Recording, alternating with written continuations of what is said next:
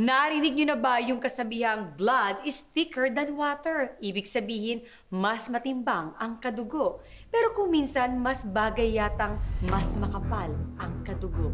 Nako, gaya na lang na nangyari kay Javier na mismong kadugo ang sisira sa kanyang pamilya para lang masarili ang inaasahang mana. Magtagumpay kaya ang maitim na balak ng kapatid niyang si Martina?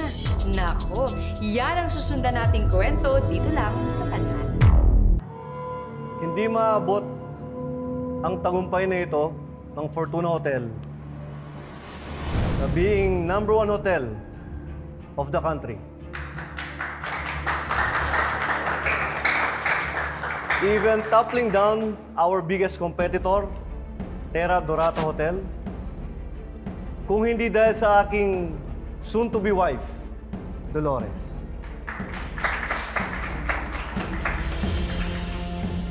Dolores has become the heart of this hotel.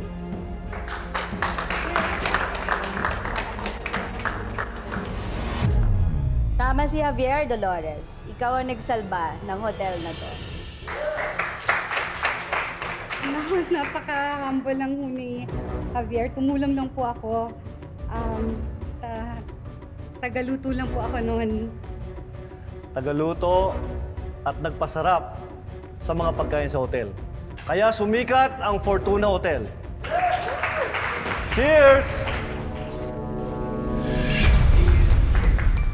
Oh, kain tayo. Muna kayo. Oh! Oh! I'm sorry, Dolores. I didn't see you coming kasi hindi ako sanay na bigla-bigla ka sumusulpot eh. Okay lang, Martina. Papalinis ko lang. Pati kaya ikaw ang maglinis. You know, diba? Gawain mo naman dati to. Dati ka naman katulong dito sa hotel namin. Martina, don't make a scene. Huwag mo sirahin sa selebrasyon na to. Yung babae na yan na sumira ng pagiging magkapatid natin, alam mo ba yun? Yung gold digger na yan. Stop it. Magiging asawa ko si Dolores at magkakaanak kami. Ikaw, empleyado ka lang dito. Kapatid mo ko. Dugo at laman. Hindi ka tulad niya. Yung social climber, gold digger ang buhay, ha? I said enough! Hindi ko hahayaang pastusin mo si Dolores dito. Sige! Sige! Butin mo pa to.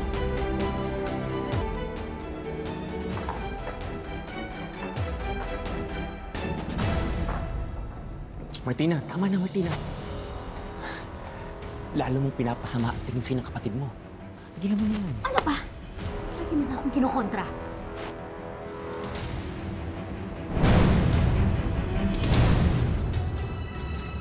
Saan ka pupunta?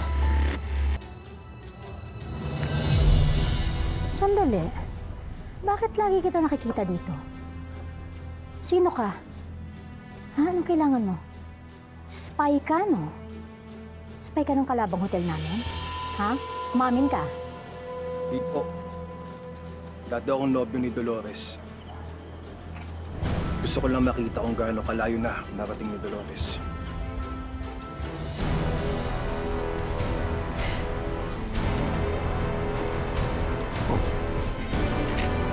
Sino yun?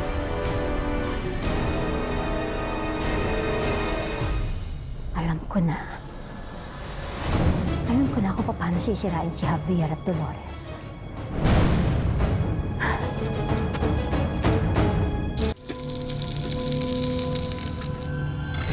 Hey! Manuel! Dolores. Amin mo na, Dolores. Hinahanap-hanap pa kami ng dati mong buhay. Hindi ka nababagay sa mundo ng mga mayayaman. Tayong dalawang dapat magpakasal. Ano ka ba? Nahihibang ka na ba? Tapos na tayo dahil niloko mo ko. Bastos ka! Kung meron man ang pakakasalan, si Javier yon. Dahil si Javier ang mahal ko eh, hindi ikaw! Okay ka lang ba, Dolores? Gusto mo tumawag ako ng barangay? Hindi na po manang, aalis na siya.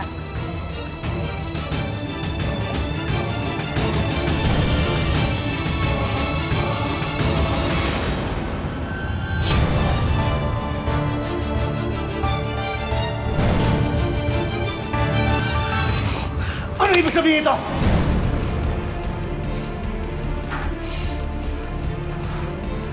Ano to? Saan mo nakuha to? Teka, sandali. Magpapaliwanag ako. Papaliwanag? Aliwanag na nga ng mga litratong yan, ah. Sinliwanag ng panluloko mo sa kapatid ko. Hindi. Javier, si Manuel yan. Tapos na kami niyan. Hindi ko nga alam kung bakit bigla na lang siya nagpakita eh. Ibig lang sabihin, hindi pa tapos ang relasyon nila. Javier. Ano? Gusto mo ng preba?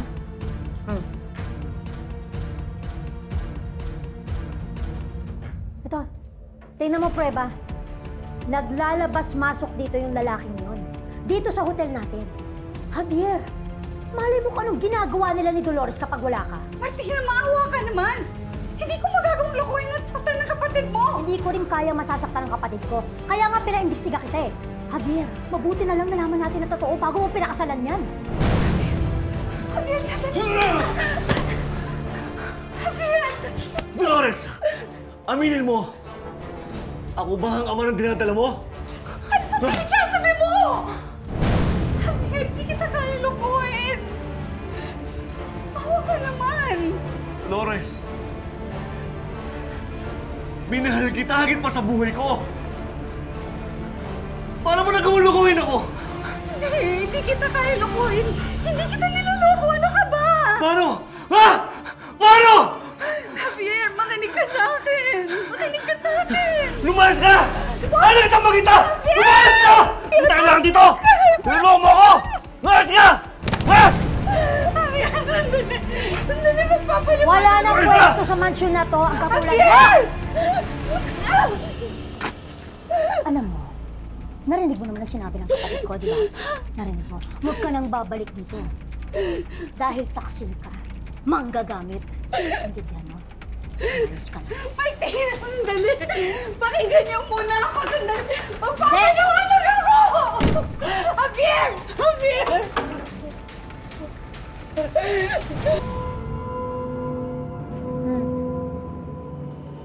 Siguro naman tama na yan. Para lumayo ka na, huwag ka na magpakita dito kahit kailan. Sige na, umalis ka na. Mas ka na. Patayin kita dito eh. Anong balita sa pinapahanap ko si Dolores? Kapag nakausap mo siya, sabihin mo, nagsisisi ako sa mga nagawa ko. Mahal ko pa rin si Dolores.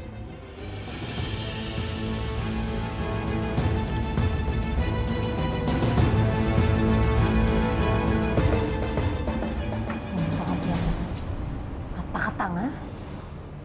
Kailangan talaga mawalahan ng tuluyan yung ugnayan ni Javier at saka ni Dolores. Yung anak nila, Anong ibig mo sabihin? yung anak nila kailangan mawala na. Camila, anak.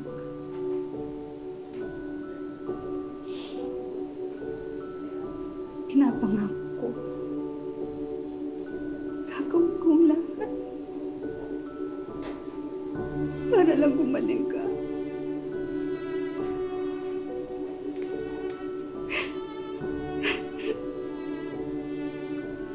Nagmana ka sa akin.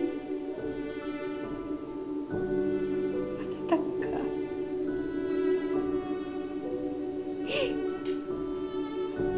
Pinapangako ko. Lahat gagawin ko. Gumaling ka na. Mrs., ito po yung mga kailangan niyo i-settle na bills, mga bibiling gamot, and mga gagawing test pa po sa anak niyo. Kailangan na ho ngayon yan.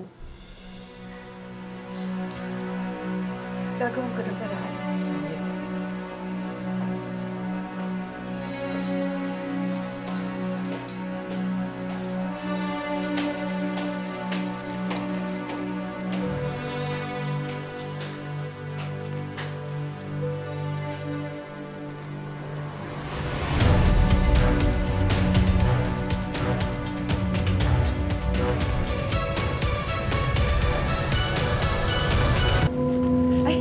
Nurse, ito na.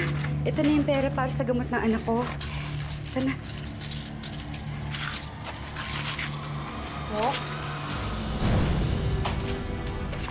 Dok, pasensya na ho na tagalan, pero andito na po yung pera. nanay ni baby Camila?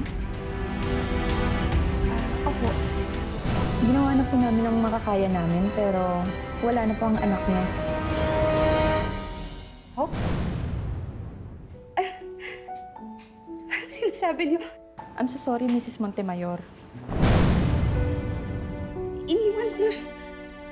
Nasa nursery lang, nasa incubator lang siya. Ano sinasabi niyo? Dok! Dok, andito na ako. Andito na yung pambili ng gamot, oh. Nurse? Dok! Dok! Sandali. Ano? Ano mo?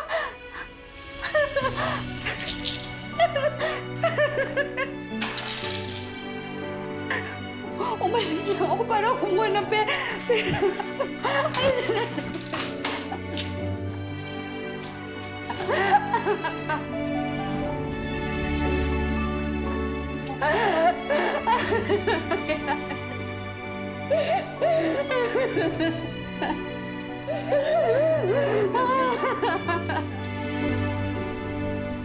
Kasalanan ko kung bakit namatay ang anak namin yung Dolores.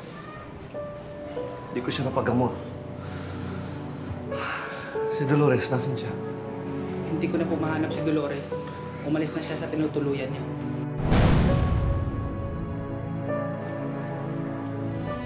Congratulations, Tante.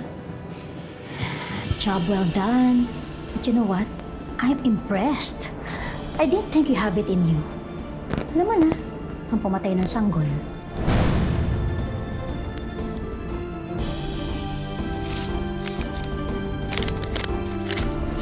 Sige po, sir.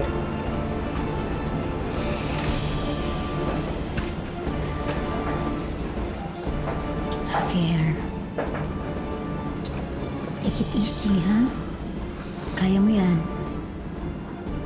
Huwag mong sisihin ang sarili mo sa nangyari. Basta nandito lang ako.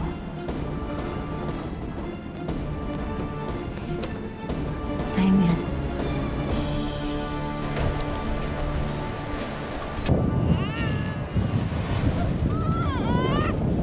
Hindi ko kayang pinapagawa yung Martina sa akin.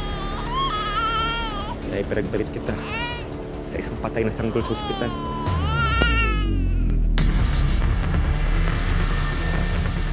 Hindi ko na alam gagawin ko sa'yo. Tawarin mo ako, ha? Nilayo kita sa nanay mo. Tawad.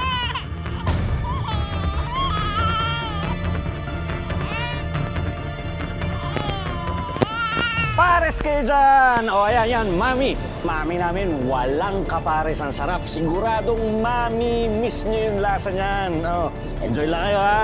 Balik ulit kayo pagkatapos.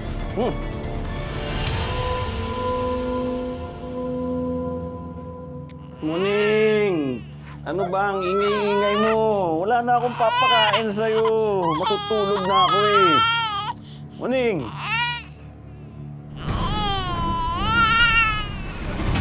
Hindi naman pusa to, ha?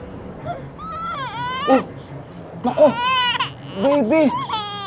Wala. Sino nag-iwan sa'yo dito?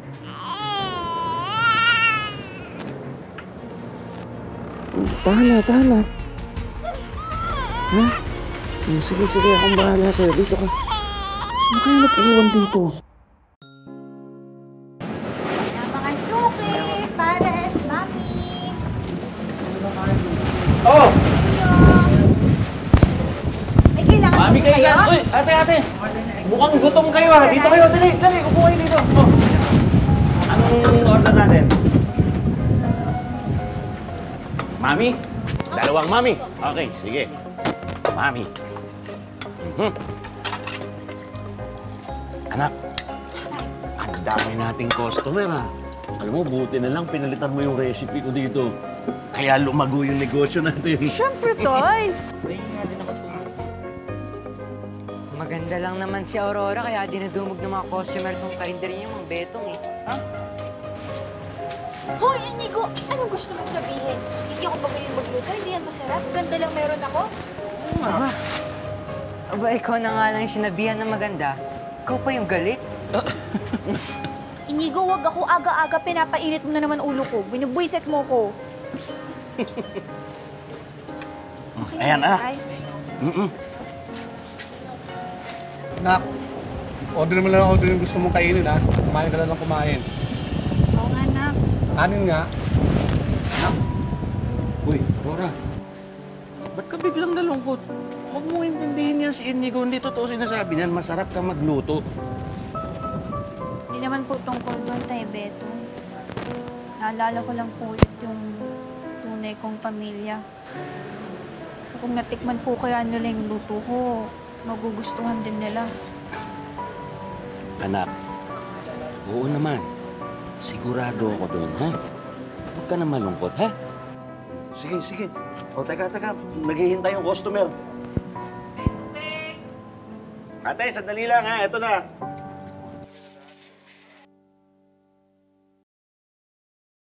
Javier, look at Jacob. He's doing a great job. Don't you think? Tama yung idea niya talaga maglagay ng painting dyan para mas maka-attract ng customers dito sa hotel. Diba? Javier? May sinasabi ka? Ano ka ba? Ba't parang wala ka sa sarili mo? Something wrong? Ate Martina, nakapag-desisyon na ako. Bebenta ko na tong hotel. What? Are you serious? Ate, matagal na tayo nalulugi. Tinala na tayo ng Terra Dorata. I admit, it's all my fault. Nagbago ang lahat nang nawala si Dolores. So, ano? Susuko ka na lang? Ganun na lang yon? Paano na yung pinaghirapan natin? Ha? Masasayang lang lahat? Mananatili itong fortuna ang legacy ko. Kahit hindi na ako may-ari. Don't worry. Papartihan kita nang mapagbebentahan ng hotel. Hindi. Tumigil ka nga. Anong ginagawa mo, Javier? Paano lahat ng ginawa ko sa kumpanyang to? Paano na yon? Ganun na lang? My decision is final.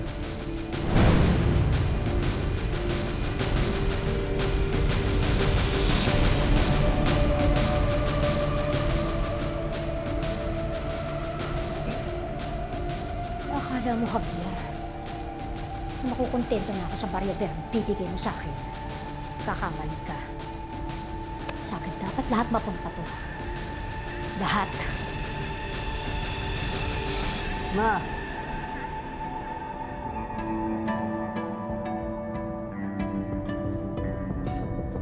What do you think about my work?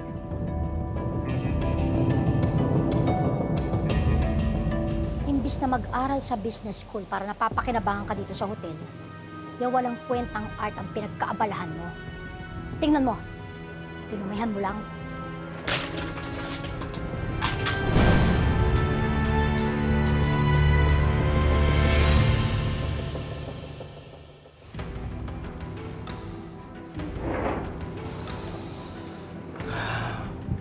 Now that I've finalized the turnover of my company, pwede ko bang malaman kung sino nakabili ng hotel ko, attorney?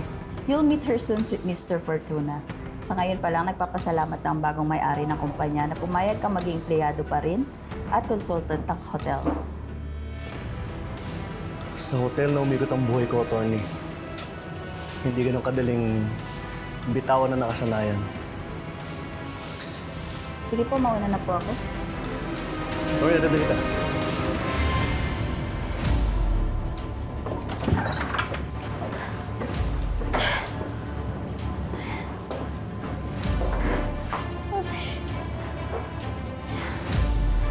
Javier?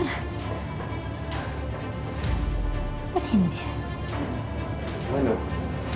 Mukhang mangangain ka ng buhay, ah. Eh, paano? Dinig na dinig ko, di ba? Tinutuo talaga ng Javier na yan ang pagbebenta sa hotel. Sabi ko na nga, be. Dapat noon ko pa dinispatcha yung magaling kong kapatid na yan, eh.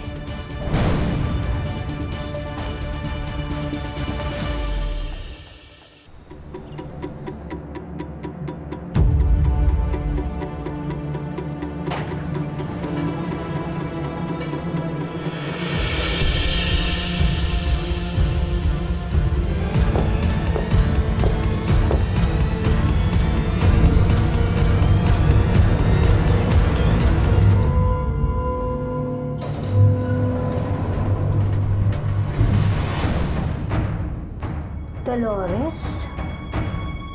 Martina, ikaw pala yan. Hindi kita nakilala.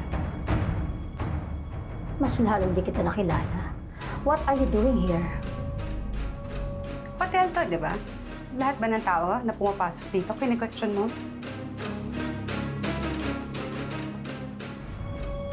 Saan ba talaga ang punta mo? Bakit hindi ka pumindot ng floor? Oh, let me guess.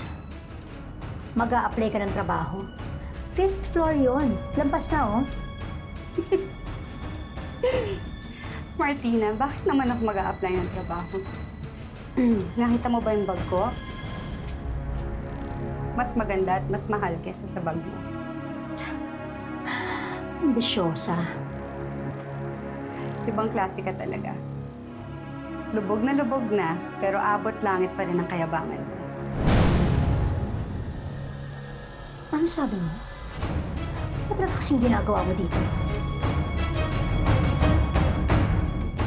Huwag mo sabihin plano mo na naman landiin ang kapatid ko.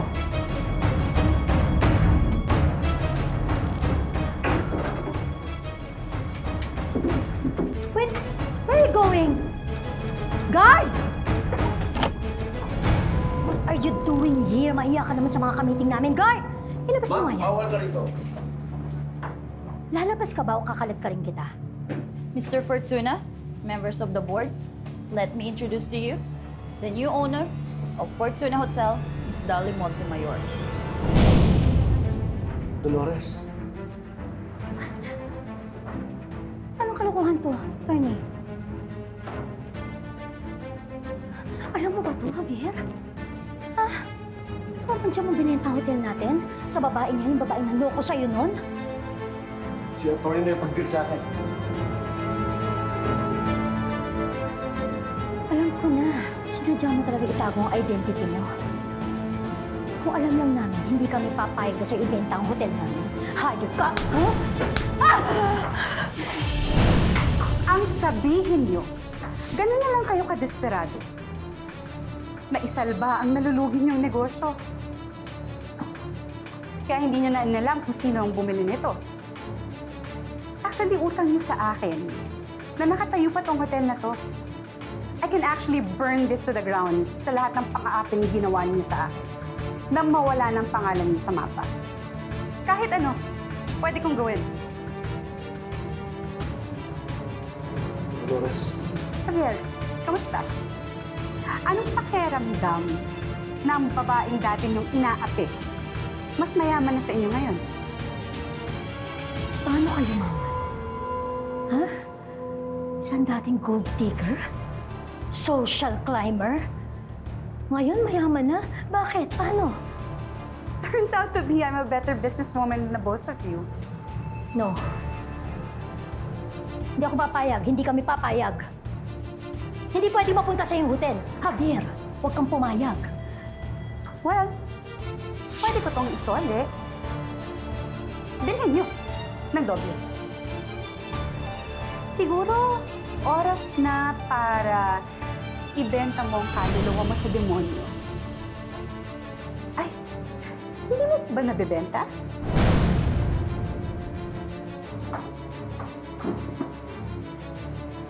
Okay. Well, this meeting is adjourned. Sige, magbalik na kayo sa trabaho niyo. Sige na.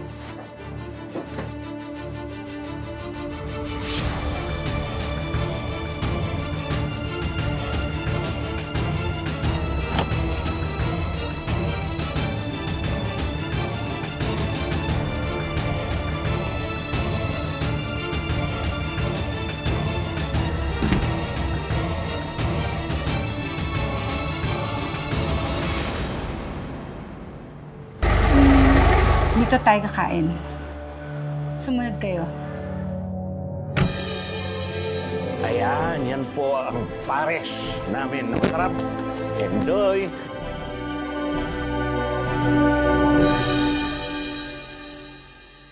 Sino ho nagluto nito?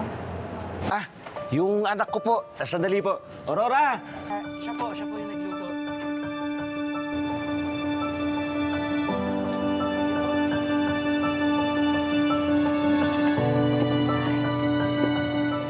Napakahusay mong magluto.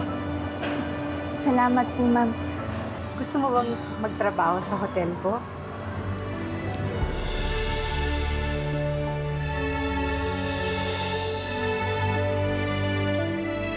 Nagbalik nga si Dolores, pero hindi talaga para tumulong, kung hindi para makiganti. Pero paano kung malaman ni Dolores na si Aurora ang tunay nilang anak ni Javier? Ngayong lumiliit na ang kanilang mundo, hindi malayong lumabas na rin ang totoo. Ma? Pwede na ba? Huwag kang nakikipaglalaro sa anak ko, ha? Hoy, huwag ako. Alam ko na yung style na yan. Na yung style ng mga gold digger na kagaya mo. Mama Martina, hindi naman po ganun. Diyan ka bagay. Yan, sa semento. Kaya matito ka lumugar. Tama na.